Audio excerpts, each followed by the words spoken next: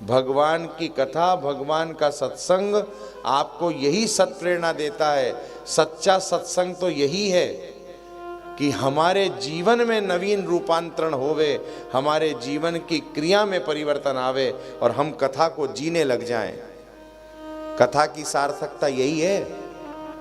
ये तो सब लौकिक बातें हैं, आना, प्रणाम करना, भेंट करना, ये सब तो सामान्य प्रकरण है, लौकिक बात है। करो करो मत करो, यहां से कुछ सुनकर के अपने जीवन में उतार लो, अपने घर ले जाओ और उसको जीने लग जाओ। समझो कथा को समझ लिया हमने। एक दादाजी एक पोते को रोज गीता पढ़ाते थे।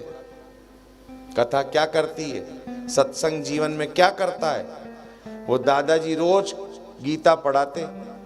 4 महीने हो गए, रोज एक अध्याय पढ़ावे, एक श्लोक याद नहीं हुआ पोते को। एक दिन उस पोते ने आकर कहा, दादाजी क्यों रोज समय खराब करते हो, याद तो रहता नहीं है एक भी श्लोक, आप रोज एक अध्याय पढ़ा देते हो, तो याद तो कुछ रहता नहीं, फिर क्या करें। दादाजी समझ गए इसको दूसरे तरीके से समझाना पड़ेगा।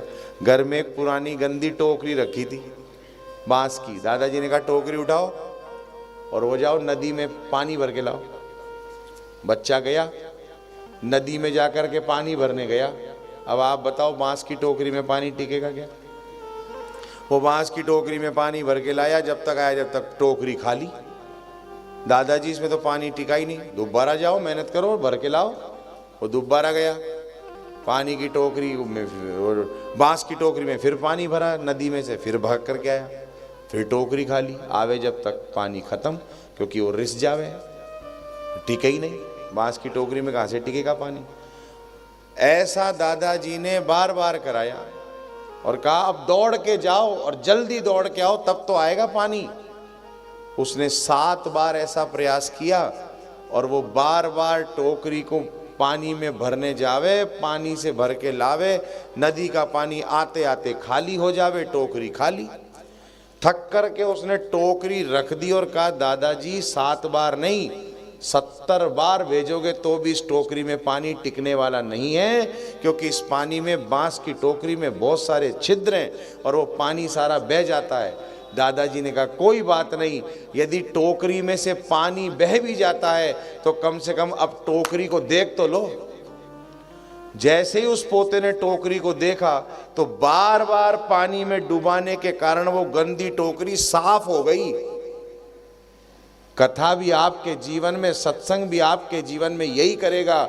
याद रहे ना रहे, लेकिन आपको अंदर से निर्मल जरूर बना देगा, आपको अंदर से स्वच्छ बना ही देगा।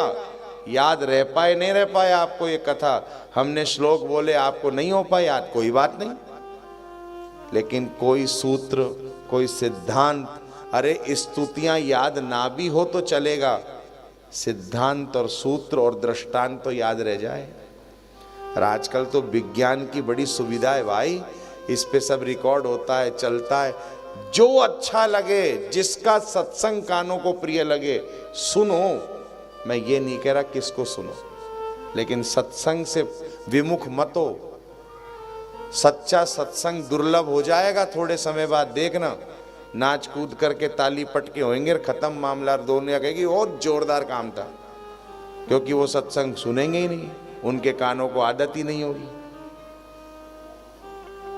इसलिए भैया, अंदर की भरी गंदगी बार बार सत्संग की मंदाकिनी नदी में डूबने से, बार बार उसको डुबाने से साफ हो जाती है। ठीक यही सिद्धांत अपने जीवन में याद रखिएगा।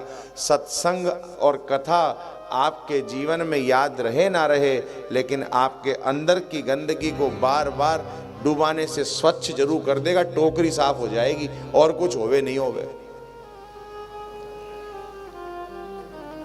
जब अवसर मिले, जब श्रवण करो।